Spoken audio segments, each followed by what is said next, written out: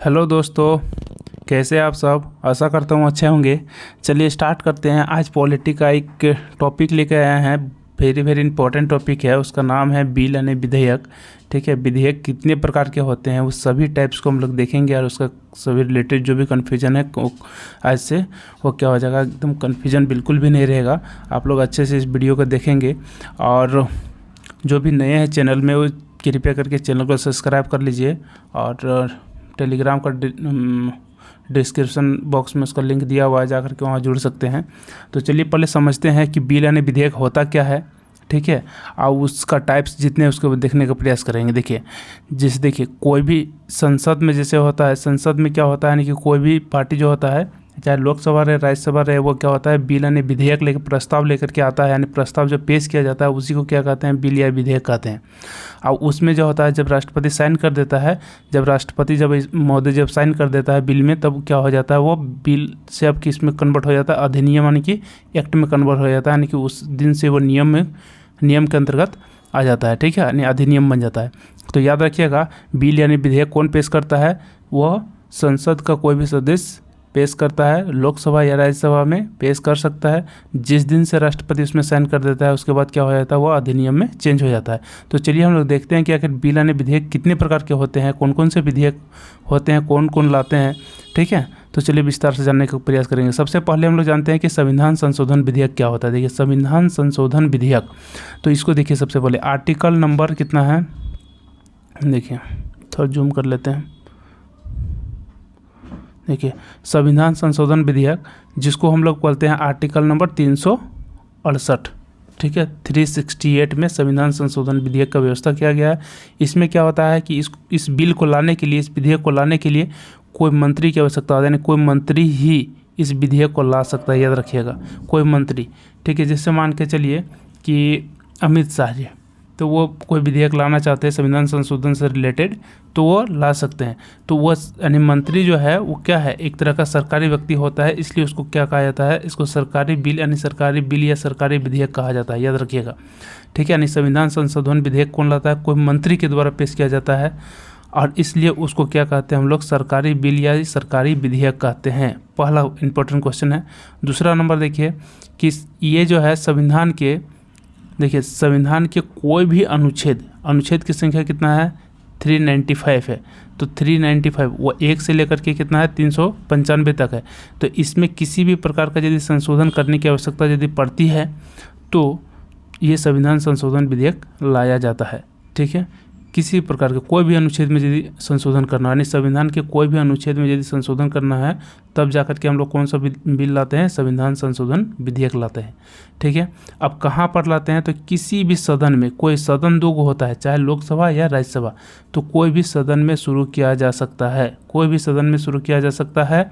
लेकिन इसमें एक इम्पोर्टेंट क्वेश्चन ये है कि दोनों सदनों में अलग अलग पारित होना चाहिए। दोनों सदनों में क्या होना चाहिए, अलग अलग पारित होना चाहिए। मतलब लोकसभा यदि पारित कर दिया और राज्यसभा यदि पारित नहीं किया तो वह जो बिल होगा इस पास नहीं होगा। ठीक है, राष्ट्रपति के पास नहीं जाएगा, विधेयक जो होगा वो ख़त्म कर दिया जाएगा। यानी दोनों सदनों में अलग अलग पारित होना चाहिए। कहने का मतलब यह है कि यदि लोकसभा यदि इस बिल को यदि पास कर देता है और राज्यसभा यदि पास नहीं करता है तो ये बिल जो है, अधिनियम जो है, ये बिल जो है वो क्या हो जाएगा, फेल हो जाएगा, यानी पास नहीं होगा। तो इसको पूर्णतः पास तब माना जाता है जब लोकसभा यदि पास कर दिया तो राज्यसभा यदि पास कर दिया, यानी दोनों सदन द्वारा अलग अलग पास होना चाहिए, तभी जाकर के उसके बाद जाकर के फिर राष्ट्रपति के पास जाएगा। राष्ट्रपति जिस दिन से साइन कर दिया वह जो होगा अधिनियम में कन्वर्ट हो जाएगा, एक्ट में परिवर्तन हो जाएगा। तो याद रखिएगा कि संविधान संशोधन विधेयक दोनों सदनों में अलग अलग पारित होना चाहिए। ठीक है, नेक्स्ट देखिए, इसमें संयुक्त अधिवेशन की व्यवस्था नहीं किया गया है। याद रखिए, संयुक्त यानी ज्वाइंट कमेटी जो है इसमें नहीं बुला सकते हम लोग। ठीक है, ज्वाइंट सेशन इसमें नहीं बुला सकते हैं।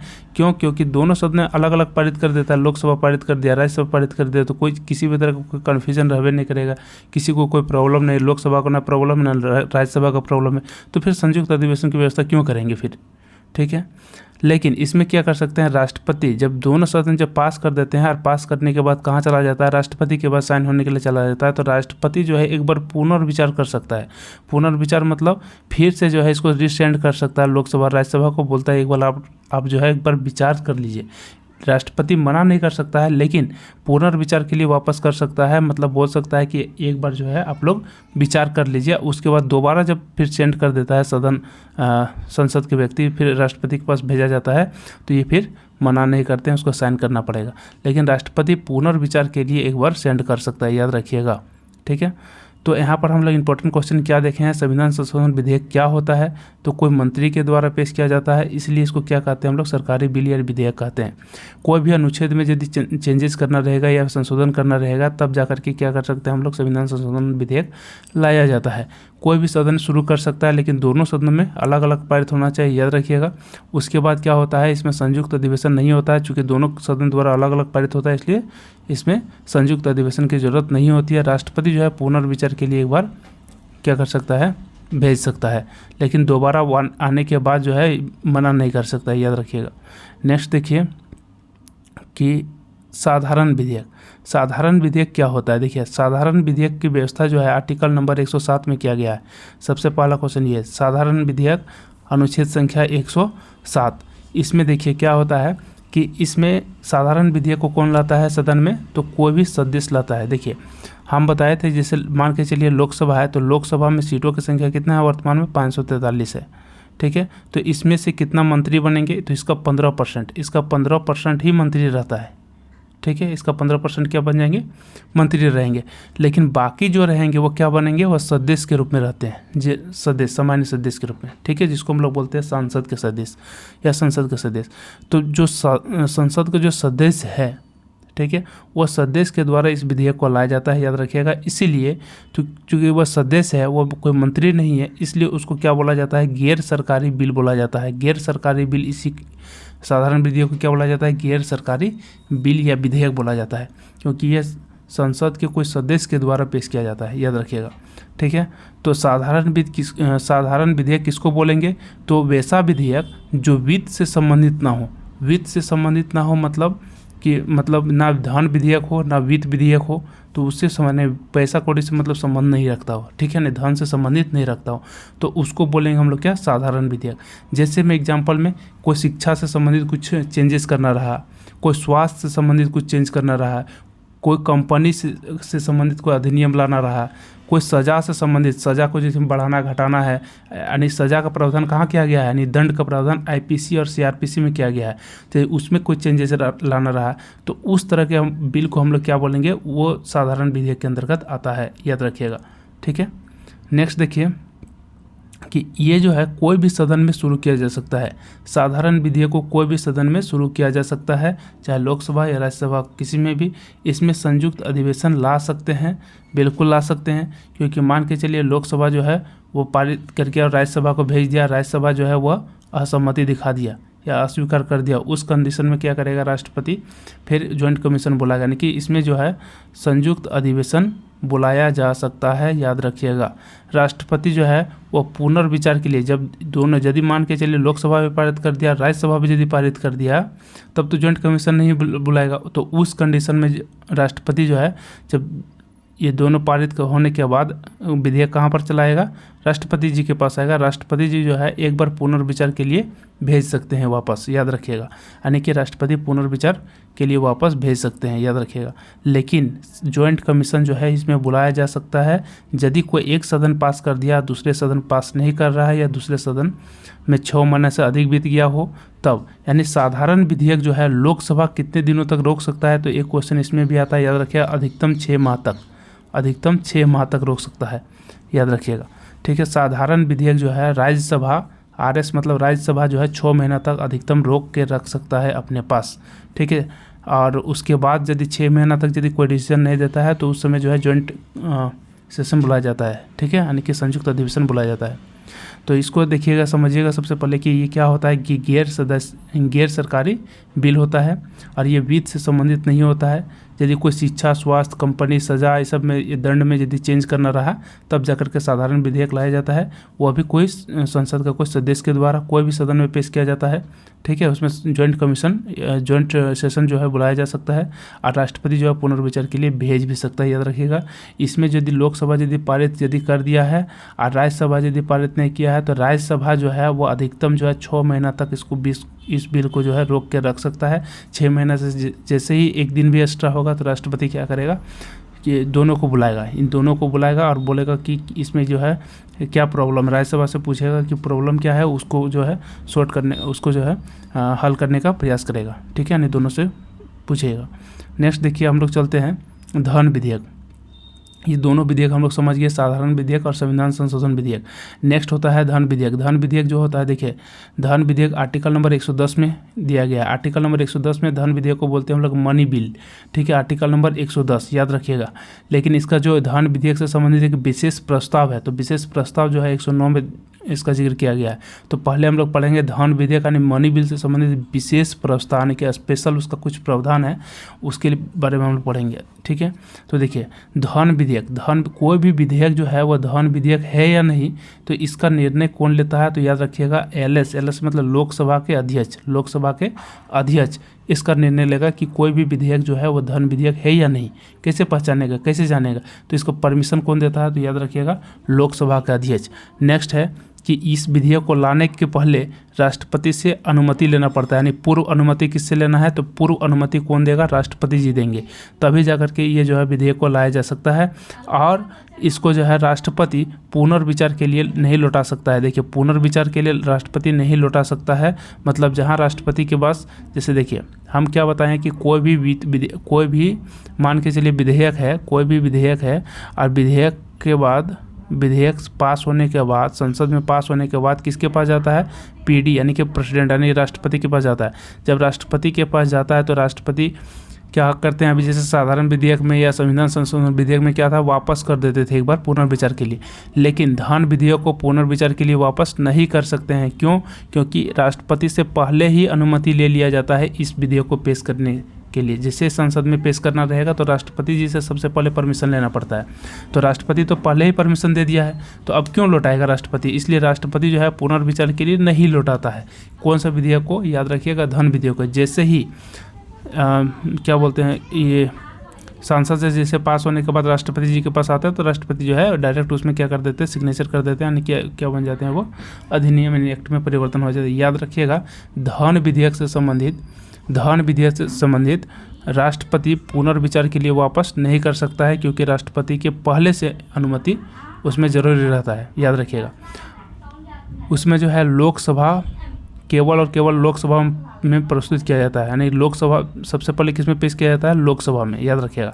और राज्यसभा को भेजा जाता है 14 दिनों के लिए, है ना, यानी कि 14 डेज के लिए राज्यसभा जो है वो रोक के रख सकता है। राज्यसभा आखिर 14 डेज का समय क्यों दिया जाता है, लोकसभा में पेश हो गया, ठीक है, लोकसभा में पेश हो गया कौन, धन विधेयक, उसके बाद लोकसभा किसको भेजेगा, राज्यसभा को, तो राज्यसभा के 14 डेज तक रोक के रख सकता है। क्यों आखिर इसको समय दिया गया, इसलिए दिया गया है क्योंकि राज्यसभा के यदि दिमाग में कुछ भी आ गया, यानी कुछ भी उसको परिवर्तन करने का मन किया, तो वो सुझाव दे सकता है किसको, लोकसभा को, कि आप जो है ये पॉइंट नंबर इतना में कुछ करेक्शन कर लीजिए तो और भी बेहतर विधेयक बन सकता है। ठीक है, और भी विधेयक जो है और थोड़ा सा मजबूतीकरण होगा। लेकिन ये जो सुझाव दे रहा है राज्यसभा लोकसभा को, वो लोकसभा को कोई ज़रूरी नहीं है कि लोकसभा जो है उस बात को मान लेगा। लेकिन यदि उस बात को यदि अच्छा लगेगा और उसको लगेगा कि मेरे से मिस्टेक हो गया और ये अच्छा सुझाव दिया है, तो उस विधेयक को, मतलब उस पॉइंट को जो है वो ऐड कर सकता है, जोड़ सकता है। इसीलिए 14 डेज का समय दिया गया है राज्यसभा को। याद रखिएगा कि लोकसभा में धन विधेयक पेश किया जाता है, लोकसभा में पेश होने के बाद राज्यसभा के पास जाता है। राज्यसभा जो है वो 14 डेज तक रोक के रख सकता है, वो कुछ सुझाव दे सकता है लोकसभा को, ठीक है, लेकिन लोकसभा राज्यसभा के बात को मानने के लिए बाध्य नहीं है। कोई ज़रूरी नहीं है कि लोकसभा जो है उस बात को मान लेगा, लेकिन अच्छा लगेगा तो मान भी सकता है। 14 दिन के बाद जैसे ही 15वां दिन जैसे आ जाएगा तो उस विधेयक को जो है पारित हुआ मान लिया जाता है। मतलब उसके बाद राज्यसभा कुछ भी चेंजेस नहीं कर सकता है और उसको कोई अतिरिक्त समय नहीं दिया जाता है, उस विधेयक को ऑटोमेटिक जो है पास हुआ मान लिया जाता है। याद रखिएगा। नेक्स्ट ये है कि संयुक्त अधिवेशन। देखिए संयुक्त अधिवेशन भी इसमें नहीं बुलाया जा सकता है, इसको भी ध्यान से रखिएगा याद कि संयुक्त धन विधेयक के संबंध में कोई भी संयुक्त अधिवेशन यानी कि जॉइंट सेशन नहीं बुलाया जाता है। याद रखिएगा संयुक्त अधिवेशन नहीं बुलाया जाता है। क्योंकि इसको केवल लोकसभा में पहले पेश किया जाता है, उसके बाद राज्यसभा को केवल सिफारिश करने का अधिकार होता है, यानी कुछ सुझाव देने का अधिकार रहता है। यदि वो 14 दिन के अंदर सुझाव दे दिया तो ठीक है, नहीं दिया तो वो पास हुआ मान लिया जाता है। उसमें संयुक्त अधिवेशन की कोई व्यवस्था नहीं किया गया है, यानी कि यदि राज्यसभा यदि अस्वीकार भी कर दिया या किसी तरह से असहमति भी दिखाया तो फिर भी जो है उस विधेयक को 14 डेज के बाद जो है 14 डेज के बाद जो है उस विधेयक को ऑटोमेटिक जो है पास हुआ मान लिया जाता है। ठीक है, याद रखिएगा, यानी संयुक्त अधिवेशन उसमें नहीं लाना है। नेक्स्ट देखिए, तो ये हो गया कुछ उसका विशेष प्रावधान जो कि आर्टिकल नंबर 109 में लिखा हुआ था। ठीक है, यानी कि उसको लाने से पहले क्या क्या व्यवस्था क्या करना है उसके बारे में 109 में लिखा हुआ है। लेकिन धन विधेयक का जो डिफिनेशंस है वह 110 में लिखा हुआ है कि उसका डिफिनेशन आखिर क्या होना चाहिए, धन विधेयक आखिर बोलेंगे किसको। तो चलिए उसको समझते हैं, धन विधेयक किसको बोलते हैं। तो याद रखिए, धन विधेयक देखिए, उसको देखिए, हम लोग 3 गो टर्म का यूज़ करेंगे। पहला टैक्स, यदि कोई टैक्स को बढ़ाया जा रहा है या घटाया जा रहा है या टैक्स को ख़त्म किया जा रहा है तो उस कंडीशन में जो है हम लोग उस टैक्स को क्या बोलेंगे, हम लोग धन विधेयक के अंतर्गत लाते हैं। यानी कि धन विधेयक का सबसे पहले निर्णय कौन लेता है, लोकसभा अध्यक्ष। तो कैसे पहचानेगा कौन धन विधेयक है, यदि वो टैक्स से संबंधित है तो समझ जाएगा वो क्या है, धन विधेयक है, खत्म। नेक्स्ट है सरकार का कर्ज, यदि सरकार मान के चलिए कि कोई दूसरे देश से कोई कर्जा लेके रखा है, मान लेते 100 करोड़ लिया है अमेरिका से, तो उस कंडीशन में क्या है कि यानी कि सरकार का जो कर्ज है वो भी किस में आ जाएगा, धन विधेयक में आ जाएगा। यानी ऋण, सरकार का जो कर्ज है या ऋण है वो भी किस में आ जाएगा, धन विधेयक में। नेक्स्ट एक होता है संचित निधि और एक होता है आकस्मिक निधि। ठीक है, कंसोलिडेटेड फंड और एक होता है इमरजेंसी फंड। उसमें यदि परिवर्तन करना, देखिए संचित निधि किसको बोलेंगे, इसको जो है हम अगले वीडियो में बताएंगे संचित निधि क्या होता है, लेकिन थोड़ा समझा देते हैं। संचित निधि क्या होता है, जैसे देखिए हम लोग मान के चलिए कि अपना भविष्य के लिए कुछ पैसा रखते हैं, तो कहाँ रखते हैं, बैंक में रखते हैं, पोस्ट ऑफिस, जहाँ भी रखना है। तो जो हम लोग पैसा रखते हैं तो उसी तरह से क्या होता है कि सरकार क्या करती है, टैक्स हम लोग से टैक्स कलेक्ट करती है। ठीक है, तो टैक्स जितना भी कलेक्ट करती है तो सरकार का भी तो अपना एक बैंक होगा भविष्य के लिए, तो उसको जो है उसी निधि को हम लोग क्या बोलते हैं, संचित निधि बोलते हैं। जहाँ सरकार के सभी धन जमा रहते हैं उसको क्या बोलते हैं हम लोग, संचित निधि। ठीक है, मोटा मोटी समझ में आ गया होगा। आकस्मिक निधि क्या होता है कि ऐसा निधि बनाया जाता है, इसको बोलते हैं इंग्लिश में इमरजेंसी फंड। ऐसा फंड बनाया जाता है जिससे तत्काल से उसको जो है वहाँ से पैसा निकाला जा सके।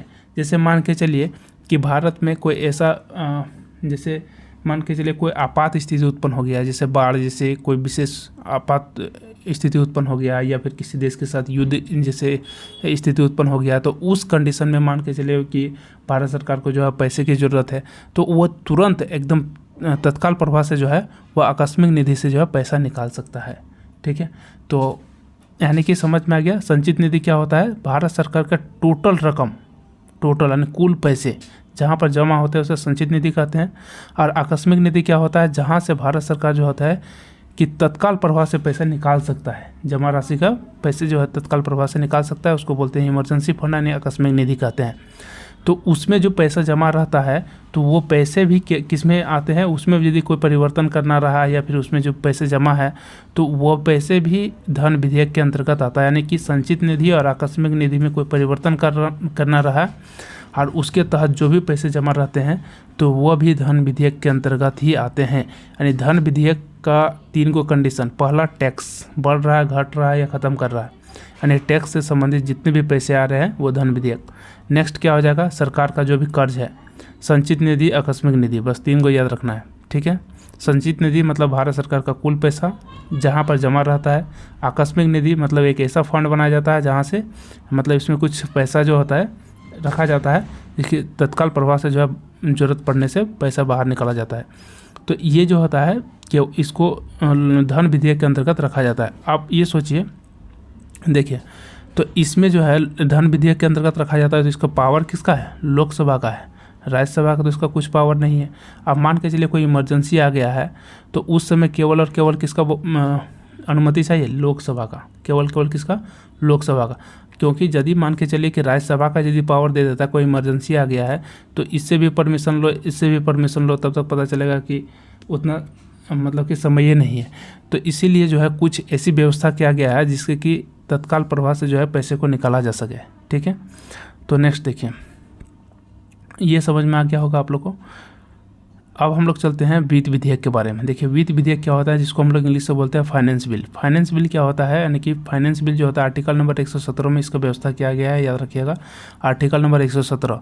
इसमें इसको हम लोग क्या बोलते हैं, विकासात्मक बिल। देखिए हम लोग धन विधेयक से क्या करते हैं, धन का इकट्ठा करते हैं। धन विधेयक से क्या करते हैं, धन मान के चलिए, इसे समझिए। धन विधेयक में क्या हो रहा था, धन जमा हो रहा था, मेरे पास पैसा आ गया।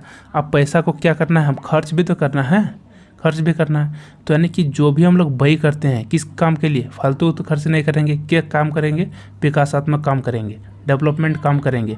तो विकासात्मक काम करने के लिए जो भी हम लोग पैसे खर्च करते हैं तो उसी को हम लोग क्या बोलते हैं, हम लोग वित्त विधेयक कहते हैं।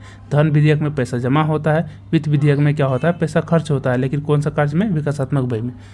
ठीक है, इसको सिंपल शब्द में ऐसे समझ सकते हैं।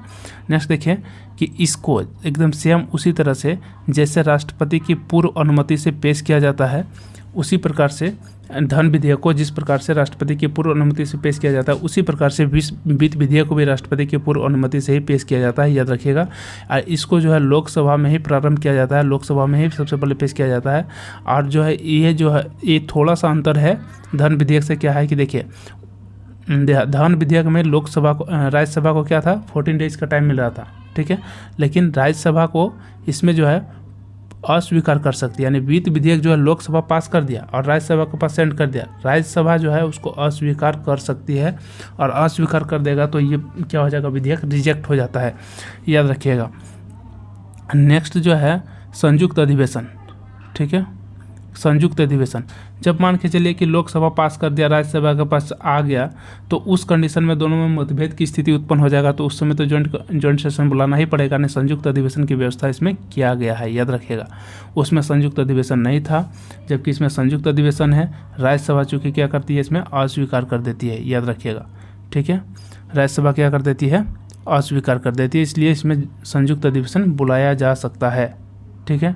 नेक्स्ट देखिए कि धन विधेयक और वित्त विधेयक से संबंधित जो इंपॉर्टेंट क्वेश्चन है उसको पहले समझते हैं। देखिए धन विधेयक में क्या था, धन विधेयक में केवल धन से संबंधित था, और वित्त विधेयक में क्या है कि धन तो है लेकिन उसको कैसे खर्च भी करना है उसके बारे में भी जिक्र किया गया है, धन प्लस व्यय दोनों का जिक्र किया गया है। तो यानी कि वित्त विधेयक का आकार क्या होता है, थोड़ा बड़ा रहता है, यानी कि ये हो गया आपका वित्त विधेयक। तो धन विधेयक क्या हो गया, बहुत छोटा हो गया उसके अंदर में, ठीक है। धन विधेयक में केवल क्या था, धन का, और वित्त विधेयक क्या हो गया, बहुत बड़ा सा हो गया। इसका मतलब क्या हुआ कि देखिए यहाँ फिगर बनाए हैं कि देखिए धन विधेयक में क्या है, केवल धन है, और वित्त विधेयक में क्या है, धन और व्यय दोनों है। तो इसका मतलब देखिए अंदर में क्या है, धन है, और बाहर में क्या है, धन और व्यय दोनों है। यानी जितना भी धन है सब का सब क्या होगा, जितना भी धन विधेयक है सब का सब क्या होगा, वित्त विधेयक होगा कि नहीं। जितना भी धन विधेयक है सब का सब क्या हो जाएगा, वित्त विधेयक हो जाएगा। लेकिन ये बाहर वाला क्या अंदर वाला सभी हो सकता है क्या, नहीं हो सकता है ना, क्योंकि देखिए बाहर वाला का आकार क्या है, बाहर वाला का आकार बहुत बड़ा है, बाहर वाला आकार क्या है, बहुत बड़ा है। तो ये जो है छोटा वाला का तो नहीं हो सकता है। कहने का मतलब यह है कि जितना भी धन विधेयक है सब का सब वित्त विधेयक हो सकता है, लेकिन जितना भी वित्त विधेयक है सब का सब धन विधेयक नहीं हो सकता है, ठीक है। देखिए वही चीज़ यहाँ पर लिखा हुआ है। यदि आप लोग रीजनिंग का थोड़ा सा भी कंसेप्ट आप लोगों के पास है तो इसको समझ जाइएगा। जितना भी धन है, ठीक है, विधेयक, वो सब क्या है, वित्त विधेयक है, यानी बाहर वाला के बराबर है ना। बाहर वाला से मतलब जितना भी धन विधेयक है सबका सब क्या है, वित्त विधेयक है। लेकिन सभी का सभी वित्त विधेयक जो है वो क्या है, धन विधेयक नहीं होता है, याद रखिएगा, वो नहीं होता है। तो ये भी क्वेश्चन पूछता है एग्जाम में, बहुत इंपॉर्टेंट क्वेश्चन है, बहुत बार एग्जाम में पूछा हुआ है, ठीक है। तो इसको ध्यान रखिएगा। तो आशा करता हूँ समझ में आ गया होगा सभी के बारे में कि आखिर कौन कौन सा बिल था, उस बिल से संबंधित कैसे पेश किया जाता है, ठीक है। और इसका देखेंगे नेक्स्ट सेशन में ऑब्जेक्टिव क्वेश्चन यदि संभव हो सके तो, ठीक है। और यदि संभव नहीं है तो आप लोग जो भी बुक है आपके पास रेफरेंस बुक, तो उससे प्रैक्टिस करने का प्रयास कीजिएगा।